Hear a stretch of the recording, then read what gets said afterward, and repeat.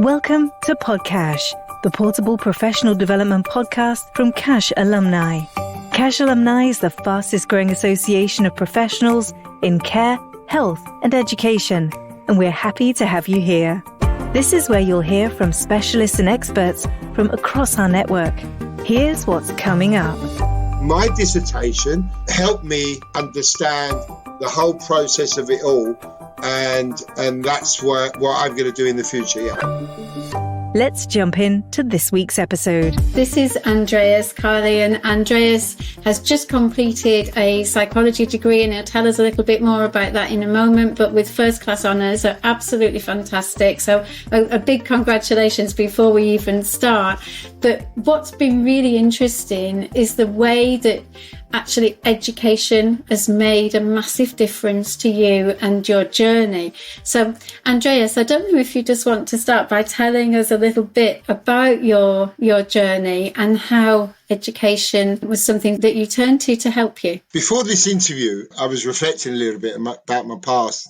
On the TV earlier, there was a program on houses. Long story short, around about 24, I had two houses. So I started very young in business, and I was quite clever, I suppose, on making money without being an academic at all, you know. I started very young in my father's business, restaurant business. So I learned a lot of how, work ethic, etc., and how hard work pays. But going on a few years, I got involved in drugs and criminality. That lasted around about 23 years, nearly cost me my life. So this is very brief, obviously. And then 8.5 years ago, I had a few choices to make. And the only way for me to get back on track was to educate myself, actually education. Did a couple of courses, counselling course.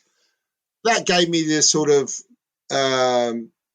confidence, if you like, to get more education. So I thought, hold on, if I can read books, if I can learn about myself, learn about theories of counselling, theories of behaviour, how one can change.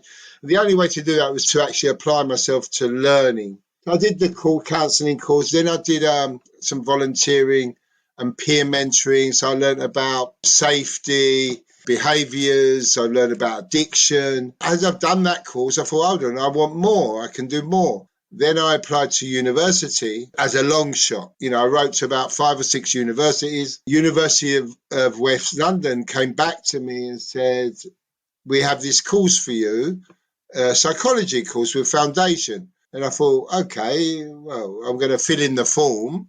I gave a 2,000-word statement on why they should accept me. And to my surprise, they accepted me.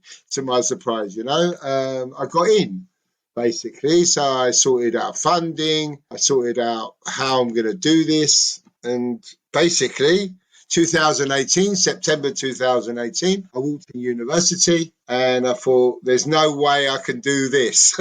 No way on earth. What am I doing here? I'm around all these kids, 18-year-olds, 19-year-olds, and I'm thinking, here's me, 57 years old, walking into a university. I just thought, let's give it a go, Couple of weeks later, I had my first statistics module, all about statistics. Now, so I didn't realise psychology was research, and I didn't realise a lot of it was maths-based, if you like, numbers, And at school, I got ungraded at school on maths, so I was absolutely useless, So I did my first lesson. I thought, there's no way I could do this. Talking about graph, tables, percentages, this, that, and the other. Give me cash, I can count money, and I could do subtract, £100 from 1,000.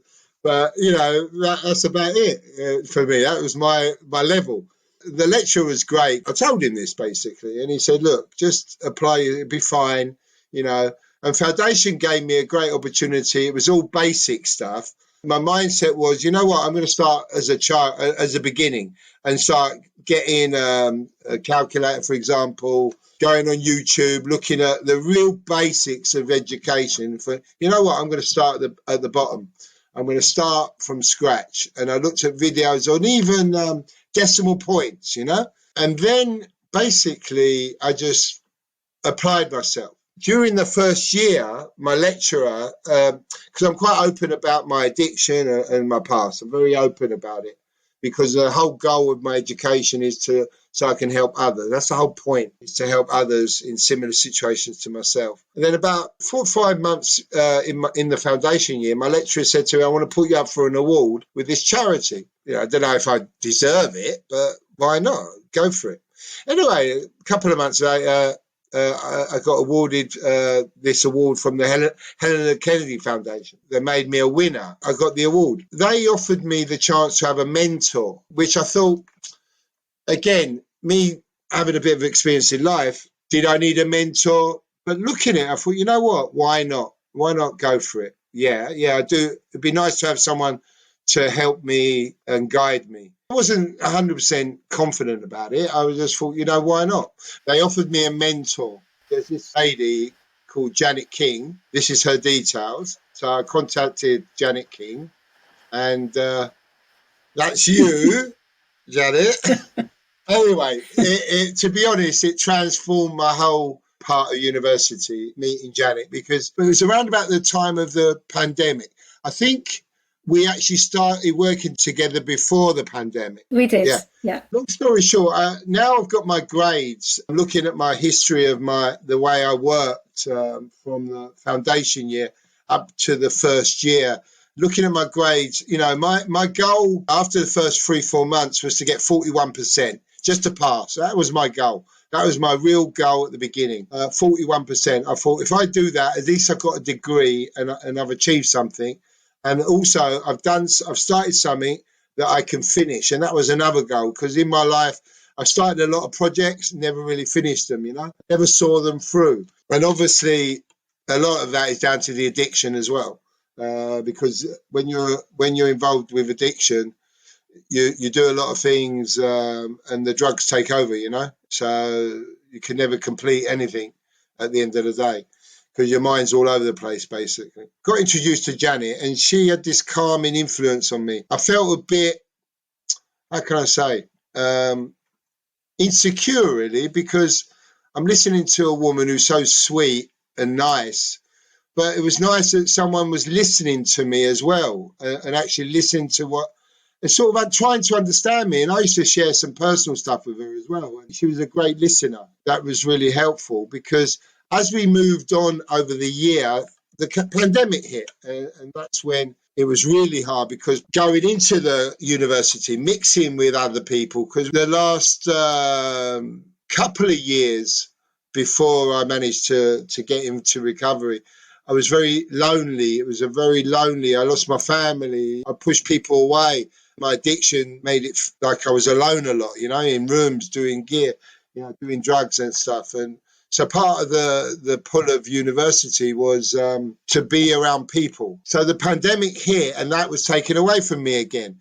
I could easily have walked away from that, using that as an excuse maybe, but I didn't. And because Janet was there to support 2-3 times a week to me, and those 2-3 times a week was like, it was great. Even though I was doing lectures online, I had that extra from Janet, which was really helped me and guided me.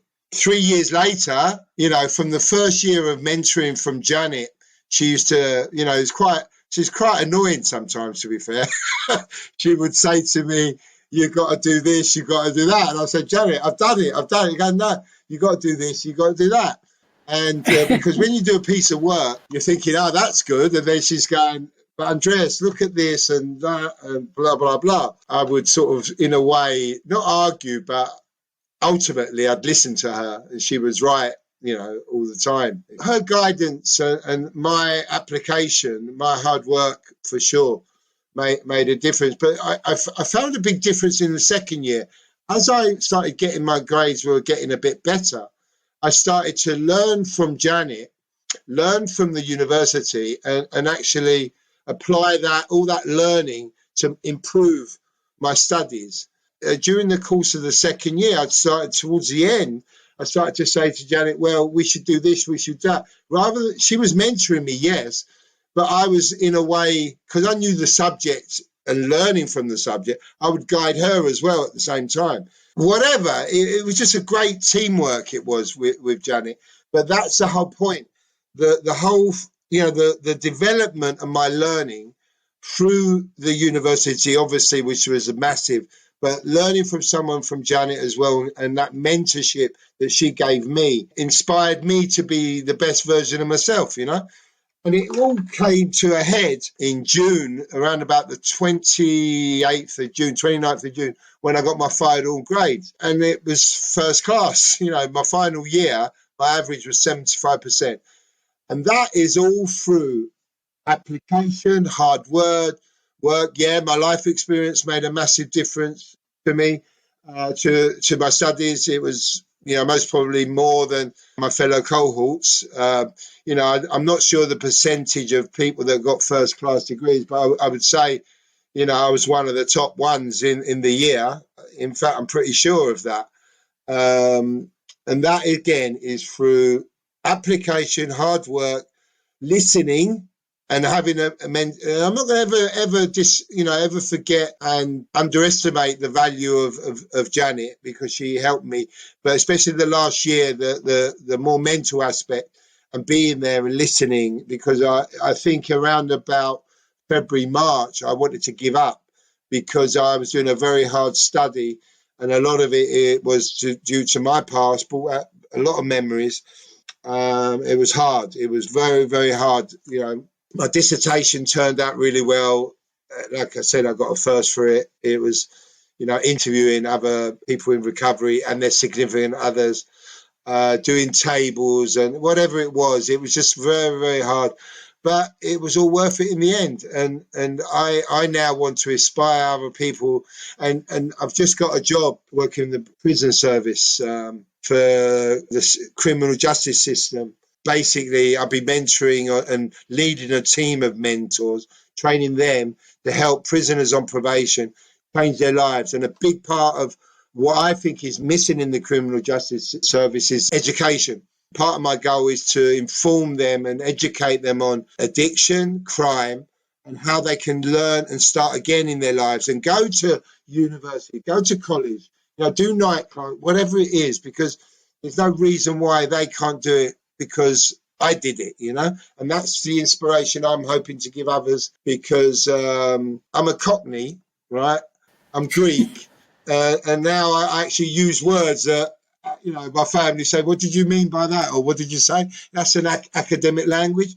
So I learned that now, and I've learned that, and I feel more astute in my life. It's just enhanced my whole well-being. And also, education has helped me not only in my profession that I'm going to plan to do, my profession in helping others, but I'm going to make a difference. And not only that with the outside world, but with my family as well. A lot of my family members come to me and I advise them and help them and listen to them. And they come to me, and this degree has given them the trust actually in me, because once I've achieved that, they couldn't believe it actually, that I would actually finish this and actually achieve it. When I'm getting my brothers, my nieces, obviously my children. So that's where I'm at. That's a brief synopsis of how education has helped me come to this part of my life. Yeah. Thank you, and thank you so much for your kind words. Totally unnecessary, but thank you. It's really kind. No, totally. I'll never forget you, Janet. You are an inspiration to me, and yeah, you're great. That's lovely. It's very kind.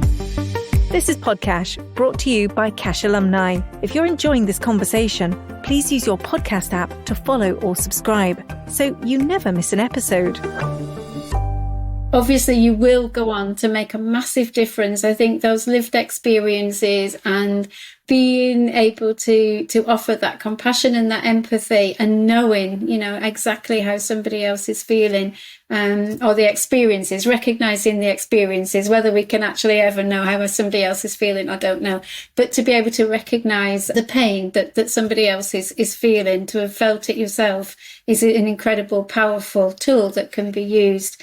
When you were doing your studies, I remember there was a couple of modules that were really engaged with that sort of biological side of things and how addiction, changes in the brain and things like that. Did you find those interesting, overwhelming? Well, this where it goes to the next level, you see. This is where the degree has given me the extra power, if you like, the extra level. I went to a rehab recently as I did a day's trial in a expensive rehab where people with money go in there. And I saw so many gaps in their process, in how they try to help people in recovery stay in recovery, when they're charging 3-4 grand a week for a month, for example. I know through my own experience and through theory of addiction, the biological aspect of addiction, it's just not possible to be in recovery. Be very lucky for someone to be in recovery long term. And this has given me the license. So these modules, for example, I know how the brain works now. I know how the neurotransmitters work. I know how mixing alcohol with cocaine, for example, will come up with neuroadaptation. It's that's a chemical process and how it affects the brain.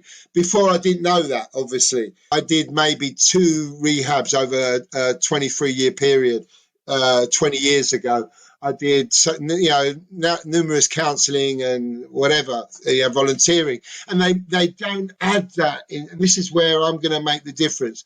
For example, the interview I did for the job that I'm going to do was, I told them this. I said there are so many gaps in rehabilitation, and this is what I've learned from my modules. This is what I've learned about myself. This is what and only through knowledge of learning. My degree is psychology with substance use and misuse studies. I focused on the substance addiction aspects, and it taught me behavior, it taught me biological aspects, it's taught me treatment interventions, it's taught me so many things. And the last couple of years of my degree, it's taught me how to do motivational interviewing, for example. Something I learned so much on how to listen, how to let people make their own decisions rather than direct them. This is what you do. This is what you shouldn't do. That's what I used to be like, but now it's more about the client and it's person-centered, And this is what education has given me. I say it to the day I die about how much education, but there are so many gaps in government, in policy. There's so many people out there taking advantage of people with mental health issues. They're not giving them the right treatment. And I'm arrogant enough, if you want, or confident enough, maybe is the right word, is to say, well, you know what, I will make a difference because of what I've learned. And that's where I'm at. Fantastic. Brilliant. In these last moments, if you like, I just want to move on to your dissertation, really, because your dissertation was really, really interesting in terms of, looking at the plight of dyads, looking at those relationships, really bringing everything that you've learned across all of those modules together. How would you describe your dissertation? The biggest thing I learned from my dissertation was going towards this mindset of in the last year of the degree, and learning about obviously the addiction regarding myself, but it was more about the families and people around, and I call them significant others in my dissertation, because there's a lot of media, they talk about addiction and they talk about the addict, the person who's addicted to substances, and rarely it gets spoken about the family members or friends of the person. All the focus is on the addict themselves. But my dissertation and my interviews and my research helped me understand more in detail about, starting to make me think about my family and the pain I gave them. My children, from a very young age were involved, indirectly in the addiction, but they suffered most probably more than me. The mental stress, the stress I gave my mum and dad. I haven't mentioned that my daughter passed away 8.5 years ago. That really kick-started my recovery. She died of a brain tumour. Well, she died, knowing that I was an addict. And that is very painful to me. But it also inspired me to change my life and do it in her name, if you like, in her memory. But the pain I gave those kids and my family, and my friends, I've got a best friend of 40 years who's still by me, but I lost so many along the way. I've lost family members along the way, which I don't blame them for that. But this dissertation made me realise that I want to support families and educate families as well. They're just as important as the addict, actually. It's on a parallel, because the addict will get high, but who's there to pick up the pieces? The family member, the child, the mother, the father, the brother, the sister, the best friend. So that's what this dissertation, helped me understand, about education. Again, education. And part of my future will be to educate families, friends. I'm doing a radio show with the local community, Greek community. They've invited me up to discuss how we're going to do an interview. And because I proposed to them, there's not enough parents understand addiction of kids.